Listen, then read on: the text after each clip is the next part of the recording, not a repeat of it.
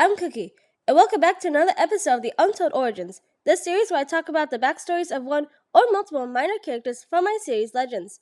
Today, I'll be continuing to talk about the Guardians, a group who are tasked with protecting an ancient weapon called the Beacon of Light. This episode is about Aurora's best friend, Knight. At a young age, Knight was adopted by Aurora's family. It didn't take long for him to realize that Aurora, because of her magic, could understand him. As a result, the two of them grew to be close. Though he acted like a typical cat in front of Aurora's parents, Knight was very affectionate with Aurora, and would usually stay by her side when she was home.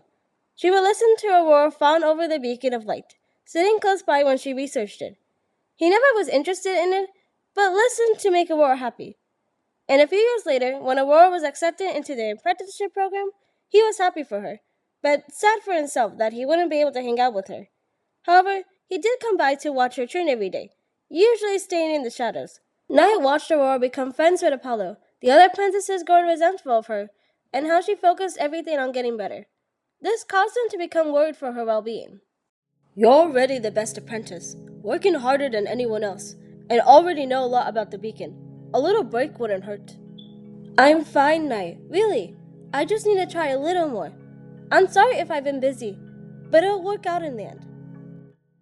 Knight kept reaching out to Aurora, but started to become tired of empty apologies. Eventually, he just stayed quiet, observed what was happening, and went along with Aurora. When it was time for the final assessment, Aurora asked Knight to come with, which he reluctantly agreed to, but started to have some regrets after leaving. The more they traveled, the more lost in his thoughts that he got, and angrier he got. Also, he started to sense that something wasn't right. Once arriving, he tried convincing her to not go through with this, only to be brushed off. Knight blew up on Aurora and decided to clear his head on a walk. While on the walk, he hears some commotion. There was a fight going on between some enchanted animals. There was a disappearing cat and an area feline fighting an aqua bunny, a howling bat, and a tree mammal. While watching, Knight noticed two Vulcanites nearby, who had also taken interest in the fight. He jumped from branch to greet them. One of them introduced himself as Firework, but was quickly told off by his sister for speaking to Knight. He asked them what they were doing so far from the habitat, only for the female to respond that it's none of his business. Suddenly, a loud roar is heard, and without thinking, Knight jumped off the branch, ready to fight. The other enchanted animals stopped fighting, looking confused at Knight and their surroundings. Then a magi bear appears, looking tired and frustrated. What's all this noise? I'm trying to sleep. Oops, sorry, Strawberry. We didn't realize your den was nearby. You're friends with a magi bear? Yeah, he's harmless. Really? Then I'm a normal house cat.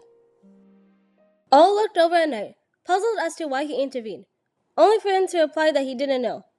The disappearing cat praises him for his bravery, even if there was no real danger, and introduces herself as Misty. The other enchanted animals introduced themselves as Birdie, Typool, Sonic, and Ambush. Birdie also introduced his bonded bird, Feather. The female Vulcanine remained quiet. Knight finally introduced himself, only for Ambush to question why he was in the forest. Before he could answer, he heard his name being frantically called, and immediately rushed back to where Aurora was, with the other enchanted animals falling behind. When Knight arrived at the cave entrance, Aurora was already gone. Everyone found him freaking out, and asked what happened. He explained who Aurora was, and blamed himself for leaving her. Sonic sniffed around the area, and realized who the scent belonged to. It's those strange fairies again. They've been causing trouble for a while. Fairies did this? Yes, but they don't live in the kingdom. Or at least, not anymore.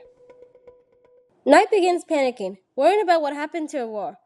Misty and Birdie try to calm him down, when Misty suddenly promises to help him find her. Knight is confused as to why she would, only for her to reply that she doesn't really know, other than that it was the right thing to do. The others, except for the Vulcanites, chime in as well. When they are questioned, Firework silently encouraged his sister, who spoke up about how it wasn't their business to get involved. They agreed to help. It was at this moment she introduces herself as Amber. The enchanted animals sniff around, all concluding that the strongest scents were coming from the cave. So, they entered, making their way down. They entered a large clearing with a lot of crystals and an underground river. Knight realized that this is where Aurora must have gathered the crystal, but there was no sign of her, or anyone else for that matter. Sonic makes a loud cry, listening to the sound waves bouncing off the surroundings. It is then he realizes their mistake, and yells at everyone to turn back.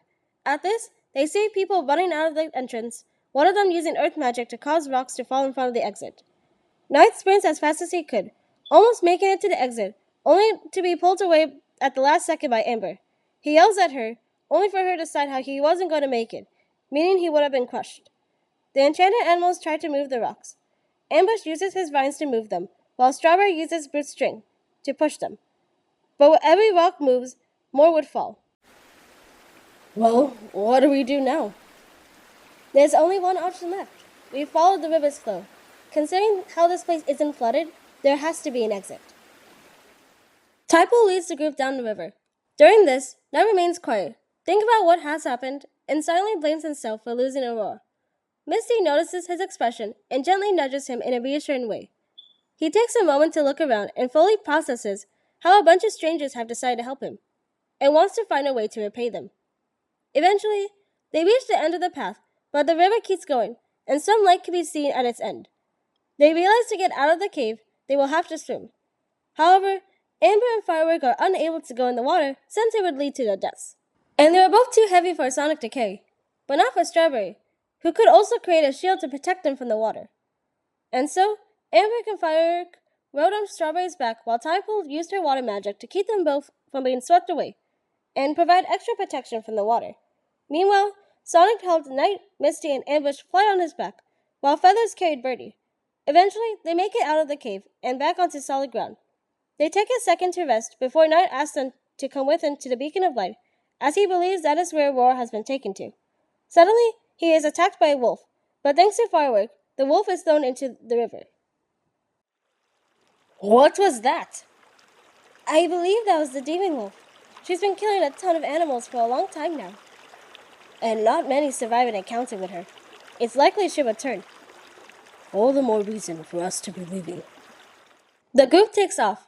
They eventually make their way to the beacon, spotting some of the people they saw earlier. Knight devised a simple plan. Sonic and Birdie will attack from above, distracting them so the rest of the group can attack. Once a fight breaks out, the apprentices will step in. The plan is launched and works just how Knight said it would. He does his best to help despite not having magic. He eventually sees Aurora at the top of the beacon and rushes over to her. He jumps on her captor, clawing at his face so he backs off and manages to cut through her restraints. They continue to fight together. As I explained in the last episode, I have an idea of an animatic of this battle, so I won't go into too much more depth. I also explained the outcome of that battle in the last episode too, so I recommend watching it if you haven't. The most important thing that happens regarding Knight is that he becomes a guardian by the end of it, along with the other enchanted animals. One thing I didn't explain is that the demon wolf that attacked Knight earlier does make an appearance. I won't spoil what her role was, but I plan to show it in the animatic. Anyway, after things have calmed down, Knight apologizes for leaving Aurora, and she apologizes for how she was acting for the past few months. She makes it clear that Knight is her best friend, and nothing will change that. Knight also thanks the enchanted animals for helping him, and promises that when they meet again, he will repay them. To his surprise, they decide to stay and serve as guardians with him and Aurora. Not long later, Knight is officially given title of guardian alongside Aurora, as well as the other enchanted animals, and he could not be happier. And that's all I have for this video. Make sure to comment below what you thought of his backstory. Thank you so much for watching. Bye-bye!